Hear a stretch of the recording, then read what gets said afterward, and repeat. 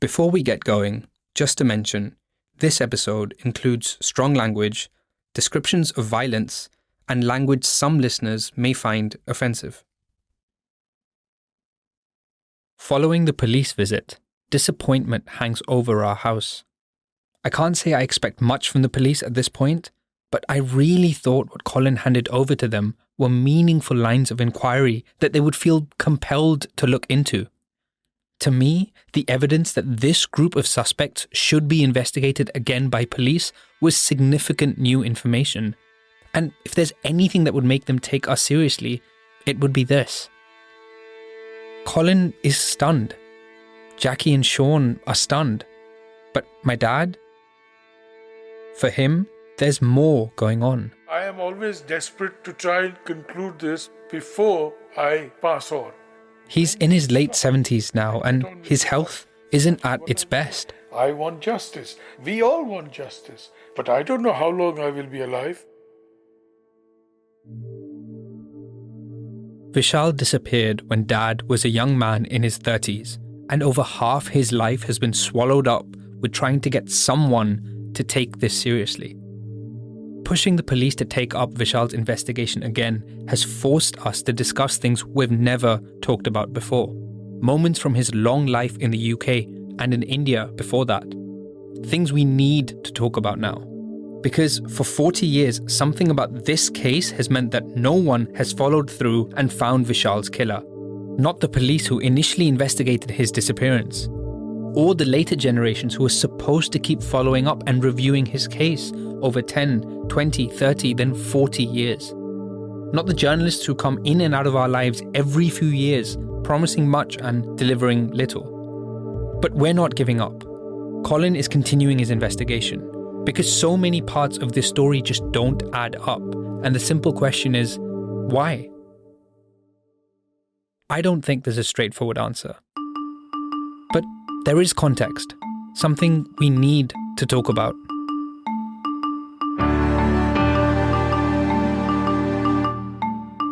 I'm Suchin Mehrotra.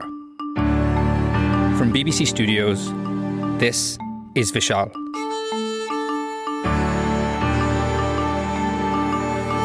The true story of a boy who went missing while the world looked the other way. The story of his family, my family, and the story of the investigation into Vishal's disappearance. Chapter 7, The Elephant in the Room. Now, this is important. One day, way back in the 70s, this was in Disraeli Road in Putney. This one example of what happened in Disraeli Road when my friend was with me, trying to avoid a confrontation with the white group of people. My dad's talking about something he's never mentioned before. I tried to be the more mature of the two, and I wanted to avoid the thing and just walk away. But my friend, he confronted them because of the way they were shouting. They had bottles of beer, and they threw one bottle at us. And that was what riled him really, and the fact that they were shouting, "Packy, Packy, Packy, Packies go home, Packies go home." I think in hindsight, they believed that we were taking away their jobs and their opportunities, but most of them were extremists in their views. Just extremists, that they were the rulers in India, or their fathers or grandfathers, whatever it is, the rulers in India. And here we are, call it India, Pakistan, Africa. It was the colonialism mentality that I thought was uppermost in their upbringing. And in some occasions, it was purely and simply, why are you here? Go back home. Now, whether it was pure color, I think it was color, combined with, we were your masters, what are you doing here? I'm not sure why, but my dad has never told me that story before. It happened long before his son, my brother, Vishal, was taken from the street near his home in West London. So what does that racist incident have to do with Vishal going missing? Well, it turns out It wasn't an isolated event. This sort of thing happened to my dad and his friends all the time in 1970s London. They generally brushed it off as one of those things that happen if you look different. I can only really speak for myself, but racism is, I think, a curious concept for my generation of British Asians. We've experienced enough instances of it to know it's a reality, but not to the degree of our parents' generation who were forced to accept that reality as the cost of making a life here. Unlike them, we have a greater sense of belonging. But hearing these stories about what my dad and many like him have been through is not easy. When I was growing up, my dad didn't want me to study. He just wanted somebody to join him in his business, which is a traditional thing. But at the age of 14 or 15, I decided to manufacture an idea that I'll go to London and find a slot for myself. And I worked very hard to do my SSC. I made him promise that he would take me to London once I did my SSC examinations. I suppose I may have given him the wrong impression that then I would join him in his business. But I remember that at the airport, I told my mother very quietly, look, if I get admission in a college, I'm not coming back. And my mother, with tears in her eyes, gave me her blessings and said, go, because she felt that I also should educate myself. So I remember my results came out and I was in London. And I was the only one who had passed first class in my whole family. So that gave me the confidence. I told my father, I said, I'm not coming back with you, Dad. I'm going to stay here. I'm going to study. Like a typical Indian father, he got so angry, he took out his shoes to hit me on the road. Fortunately, he didn't hit me. But what will your mother say? I said, I've already told her. And he was very angry, very upset, but he had nothing. I was determined to do what I wanted to do. That's my dad. Independent, proud, fiercely determined. Not unlike how he describes Vishal. Dad's a young teenager studying alone in London. At the same time, loads of people are arriving in the UK from South Asia. It was a win-win situation at the time. Britain desperately needed workers, and the new arrivals got jobs and opportunities abroad. Most were already citizens of Britain's empire, and it was sold as a seamless move to the mother country. The reality was a sharp increase in racial tensions in 1960s Britain, although my dad isn't always the quickest to catch on. It dawned slowly on me because we cocooned ourselves in this Indian YMCA kind of thing. But out there on the streets, there was a lot of problems, particularly with the black community and slowly with the Pakistani community, Pakis, I don't know. We used to laugh because we said, we are Indians, we are not Pakistanis. But that was stupid because we look like Pakistanis, don't we? We had to learn to live with it. It was really bad because if I saw 4, 5, 6 people coming out of the pub or something like that, I would literally cross the road. I wouldn't want to confront them or be confronted by them. It was very, very bad. That is why we had created our own little shell of our own friends who were all Asian. Even in college, I didn't make many friends who were non-Indian because there was clearly a discrimination out there between the whites who were supremacists in that sense, and we were second class, always second class, in terms of the social fabric of society. Listening to this and thinking about how Vishal's case has been treated, I can't help but wonder, this idea that you're a second-class citizen and deserve less, where does it stop? Is it just drunken strangers throwing bottles outside a pub? What does it mean if, say, your boss thinks it too? Or your colleagues? Your teachers? Or police officers? Hi, very nice to meet you, Suchin. I get in touch with Dr. Alpa Palmer. Thank you so much for coming to talk to me about this. She's an assistant professor at the University of Cambridge. Okay. And her research focuses on race and the criminal justice system, particularly concerning British Asian people. So, Alpa, how do you react to what my dad was saying there? Is that something that I'm guessing was quite common at the time? Yeah, no, I think that's a very familiar story, unfortunately, that your dad's talking about. I think the way in which he's saying that he was immediately seen as different and felt differently.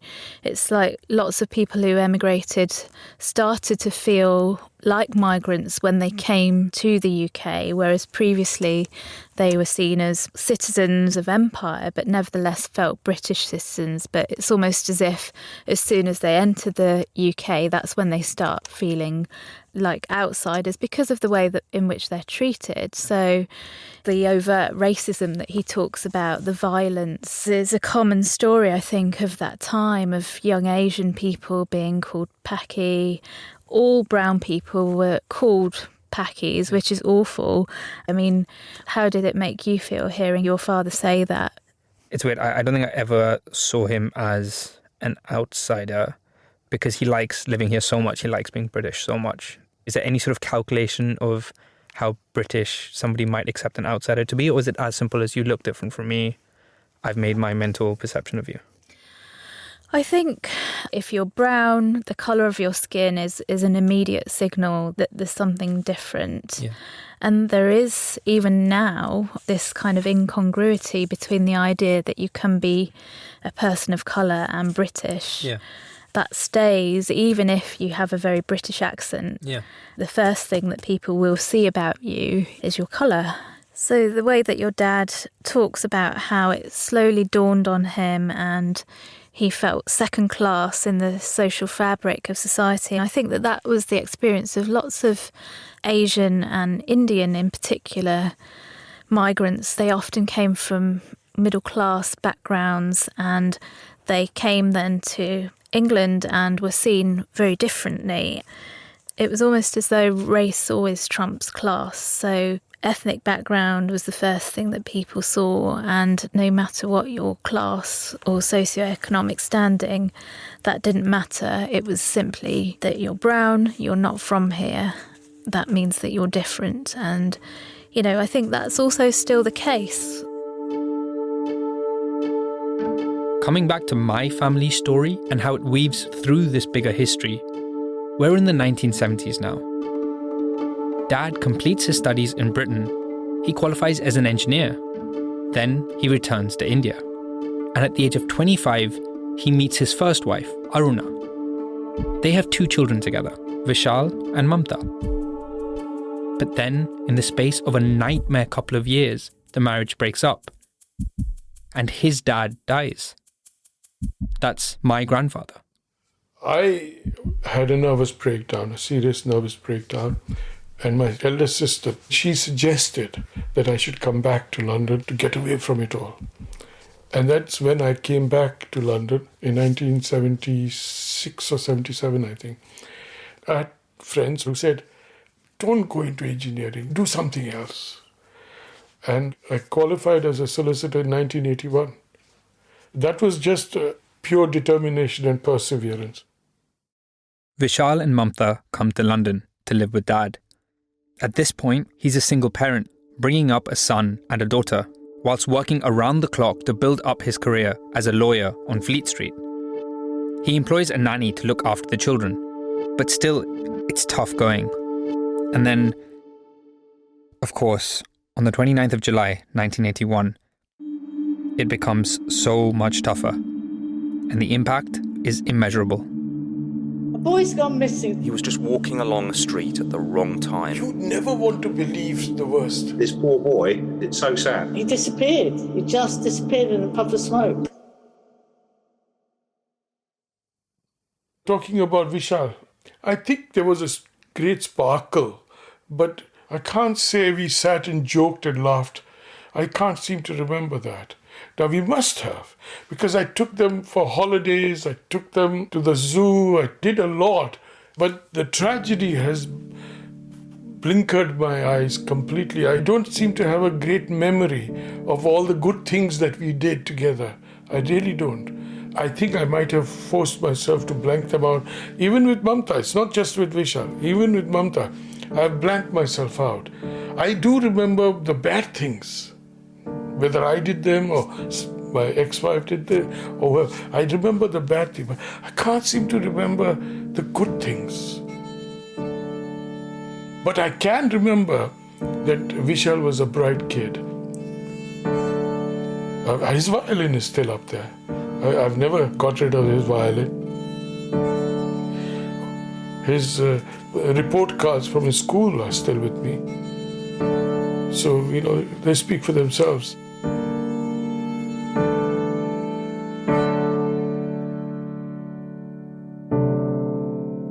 My sister, Mamta, is just a year younger than Vishal. Today, Mamta lives abroad, but she has vivid memories of growing up in London with her older brother, who was suddenly taken from her. He was amazing. He played the violin. He was super intelligent.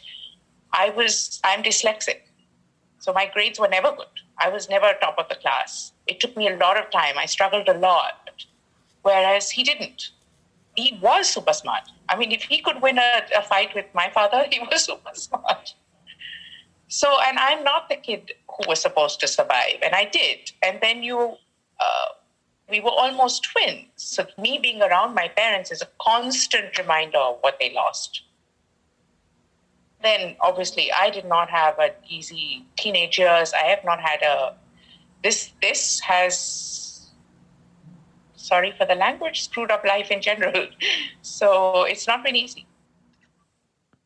Just listening to my sister say that makes you realize that the pain doesn't go away. As if the tragedy of losing her brother when she was 7 isn't enough. At around that time, she's also just starting to comprehend what it really means to be growing up as a brown kid in 1980s Britain. The abuse my dad put up with when he was younger didn't end. It just passed down to a new generation. It was the 80s. We were Indian. We had brown skin. We just didn't have the same color skin and blue eyes and blonde hair. We were Indian. And we did not live in an Indian area. No, we lived in Putney, which was not a lot of Indians around. We were called tea bags, all sorts of things. There's two connotations to the tea bag thing. So India is known for its tea, and Britain is known for purchasing a lot of the tea that comes from India. So, in the history books and when they teach you where tea comes from when you're at school at that age, India is where the tea comes from. So that's where the tea bag reference came from. Plus, if you see the color of tea once you actually make it, it's brown. So the tea bag was, I think, the favorite one with the kids.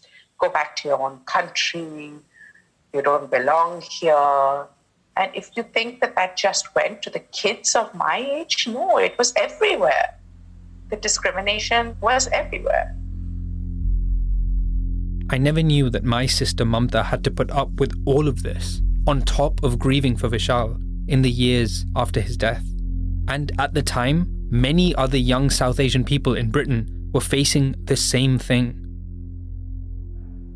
Boarding school I found it hard because I was the only coloured person there. There were a few black boys there, but they were seniors, so they'd established themselves. They weren't getting any grief. I was called all the names, Packy, Dick Turbin. This is Amir.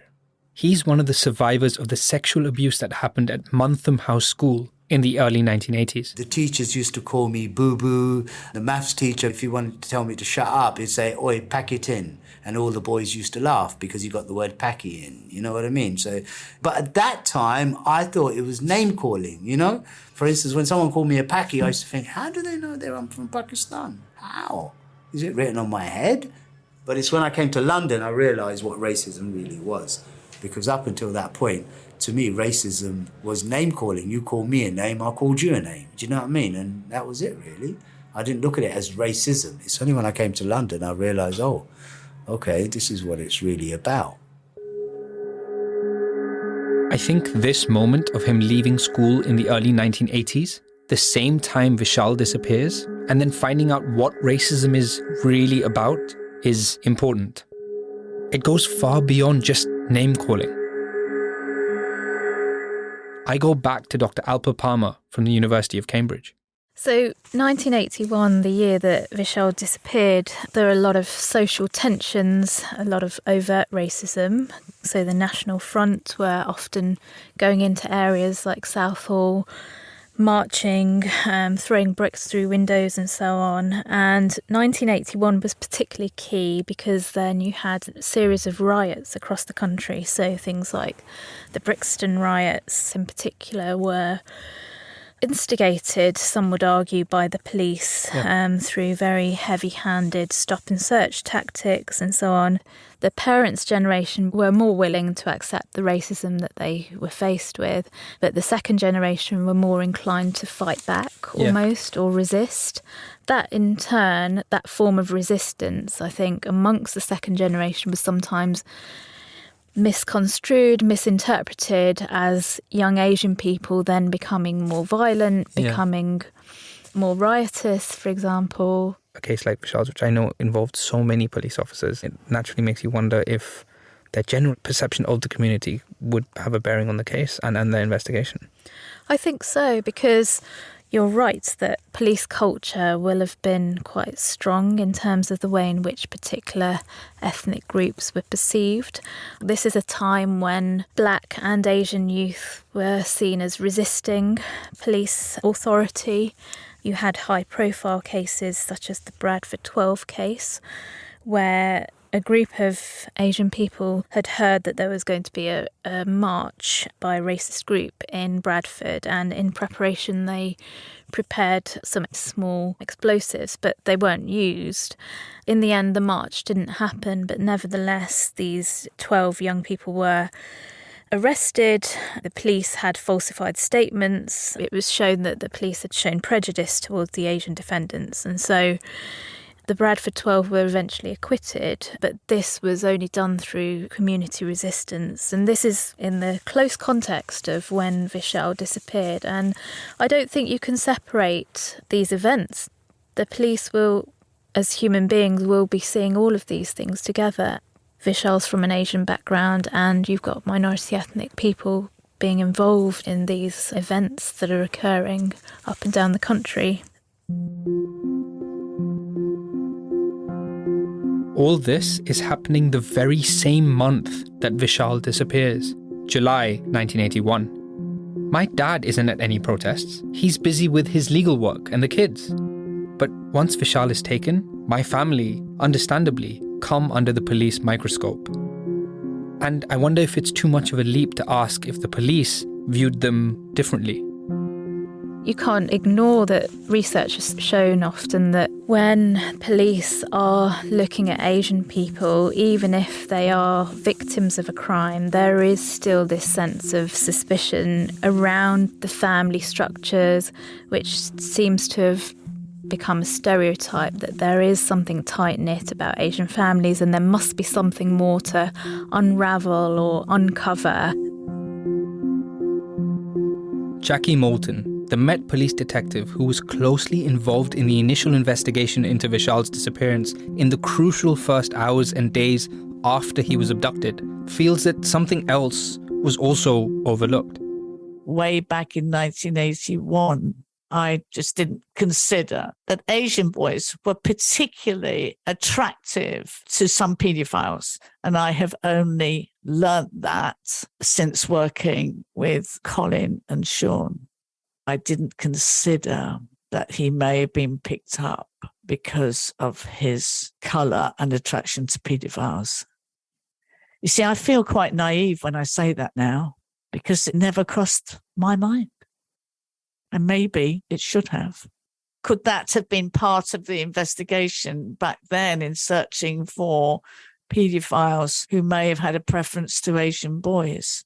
Could that have been a line of inquiry? I'm remembering what the two Asian survivors of sexual abuse at the school said about their encounters with the police at that time. You've got to understand, back in those days, we didn't matter. So the police never looked at our issues. To them, it was like, they all beat their wives up. That's the way people thought. So if an Indian person was getting beaten up, that wasn't an issue. The issue was Why are they getting beaten up? So, for instance, let's say a couple of English boys beat up a couple of Indian boys. The police would come and talk to the English boys and say to them, well, you know, you shouldn't be doing that, blah, blah, blah, now go away. And then come back to us and say, why did you guys cause the trouble? Why did you guys come here and start trouble? And that's the way it used to be. You know what? I respect the police. I love the police. You know what I mean? However, police in England do not care about coloured people when it comes to crime. That's factual. Anybody who says otherwise is delusional.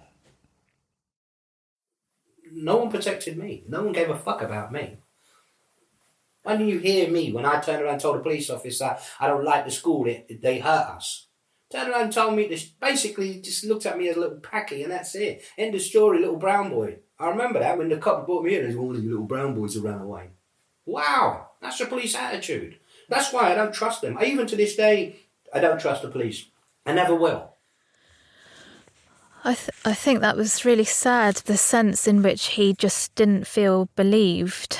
Quite clearly, the police expressed that they didn't believe him, and immediately to look at him through the lens of suspicion, I think might say a lot to how Asian people are sometimes treated when they go to the police as victims, expecting protection, expecting investigation. It's almost like that their rights are different. You know, there's obviously the other bit of, I'll never trust the police. And, you know, it made me think of the Bradford 12 thing. It just immediately makes you realise how many people out there might be stuck in the spiral of, because, you know, if that's the way you live, what happens if there was actually a crime committed against you? Would you trust the police? And it's understandable. Yeah, absolutely. I mean, that's a really strong feeling that this young person has obviously been left with for the rest of their lives. I mean, having run away, taken that brave step of going to the police, which is what you're told you should do, to then be identified again through the lens primarily of colour, little brown boys here, and then for him to feel not believed. He will have experienced this lack of trust in the police, and that will trickle down to generations, you know, his children, their children and so on. And that's the way in which one interaction with the police can then go on to shape and mould the views that continue. All of that will have influenced the way in which Vishal's case proceeded. It probably is influenced by police priorities, and whether we like it or not, you know, all lives are not treated the same, sadly. This whole investigation, this whole series is happening because of a coincidence. A convicted child abuser with links to the area where Vishal's body was found was discovered to have a document with my brother's name written on it. And years later, a detective makes the link to our case. It may be nothing. It may be everything. But the more I learn about Vishal's case and how it's been handled, I can't help but keep returning to that word, coincidence. Is it a coincidence that Vishal's case hasn't been reviewed as regularly as cases like this should have been? Is it a coincidence that getting this case and these new findings taken seriously by the police remains a constant uphill battle? I can't help but ask, how many coincidences are too many? When do coincidences become a pattern? I just wonder from your perspective, I mean, what are your thoughts as to why the police might have responded to you in this way? Is your sense that it's to do with race? Is it to do with resource? Is it to do with an alchemy of all these things? I really don't know. I wish I had an answer to that. I don't know if it's race. It's just, you get the sense of, close the chapter, put it to bed. You know, it's done, what's done is done. And which is not true. You know, for people who are still finding things today that are worth looking at, it's not done. And, you know, if a journalist is attaching multiple months into this, what if the police did that? What if they actually found something? So I don't know the answer to that. It's just very, very frustrating. There's a sense of resignation in your voice. What does that mean in terms of how you see the police? I mean, if there was something that you needed to report to the police as a victim, would you feel able to approach the police? I would, but it's a good question. I've honestly never thought about that.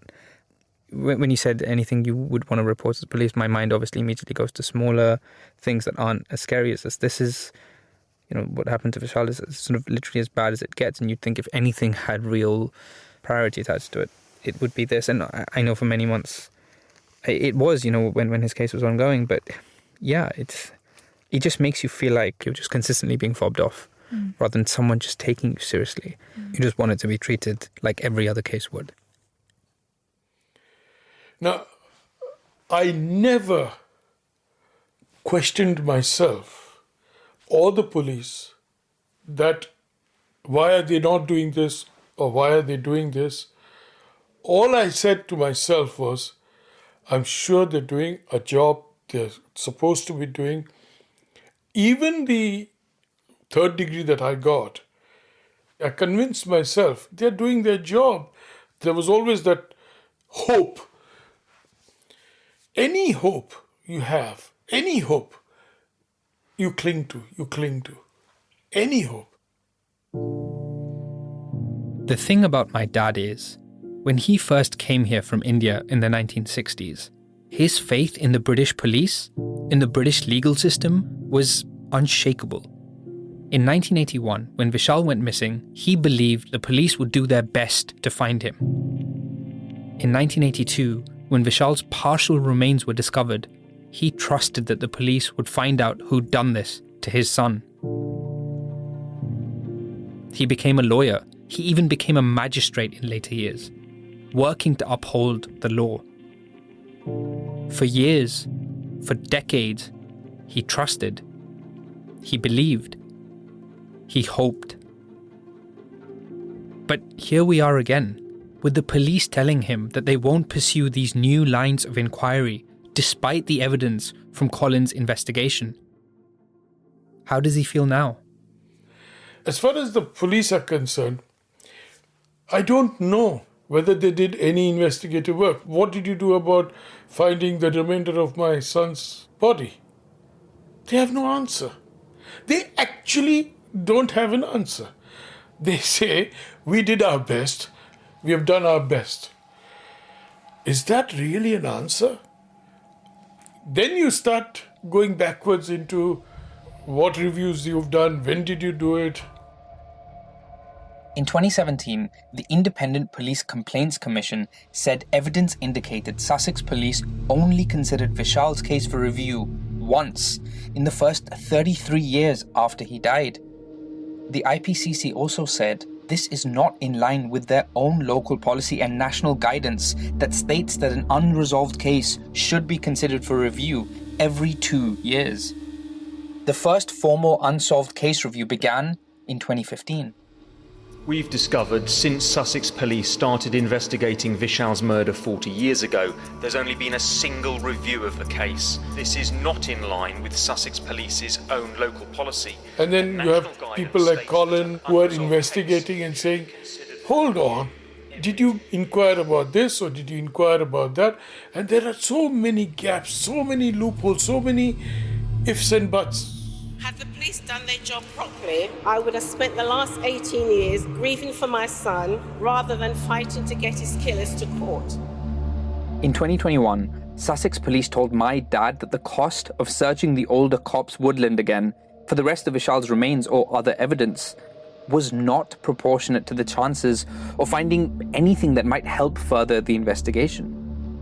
You may remember that only the upper half of his skeleton was ever found, with the other bones believed to have been disturbed by foxes. Now, Madeleine's disappearance has horrified the community here. Hundreds of people have joined police in searches throughout the day. We've been following events. I mean, the one that obviously bothers me is the Madeleine McCann case. The apartment just behind me here remains sealed off. I don't know if it was the Met Police, I don't know which police, flew down to Portugal, to Germany, and not only did they fly down to Portugal, they had a big dig there. So what would that have cost? Have they found anybody? No. But did they spend the money? Yes.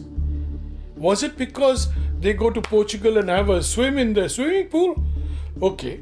I'm always happy that there is a good result for anybody. But when it comes to the police, And the more and more I look at the TV, it's pathetic. It's pathetic.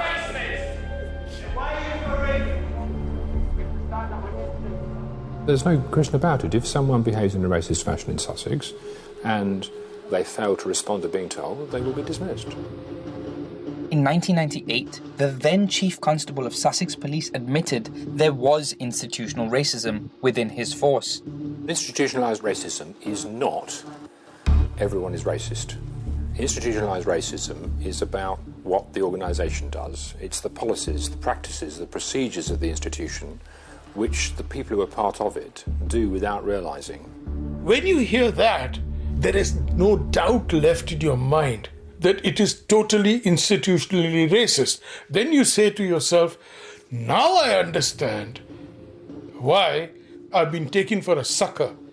Because all these years, nobody's bothered to investigate.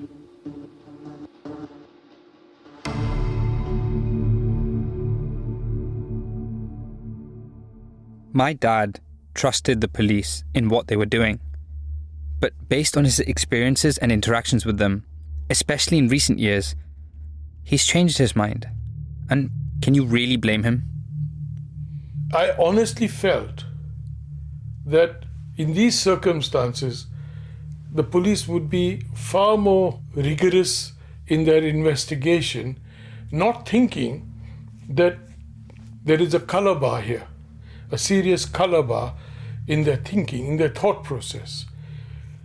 But now I am more than convinced, in light of what has happened in the last 5-7 years, that they have been taking me for a ride, taking this whole investigation for a ride. Look at Vishal. I've got to be honest with you. It may sound racist, may sound whatever, little prejudice, but truth be told, if a little white boy got fucked over, everybody on his case. Everybody. The fact that it was a little brown boy. Do you understand? How many years has he been dead? Nobody's given a fuck about him until you turned up. If he was a little white boy, it'd have been dealt with there and then, at the time when he went missing. Do you see what I mean?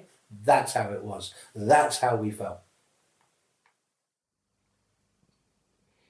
If I could find a solicitor who would do pro bono, I would draft out the complaint myself against the police. For the last 40 years, I would spend night and day preparing a claim against them because I know they have so much to answer, taking an absolute lack of any inclination to investigate it at all, as against making some attempts.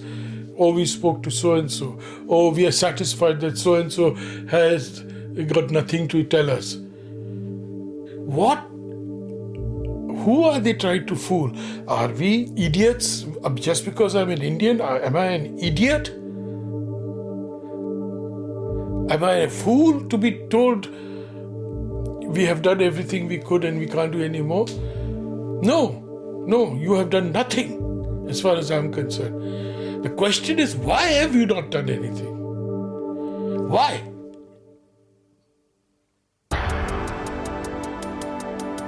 Next time.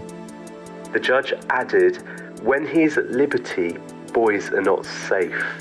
I'm around 5,500 miles away from East Putney Underground Station. It's time to just tell the truth now. No, it's not. I don't really.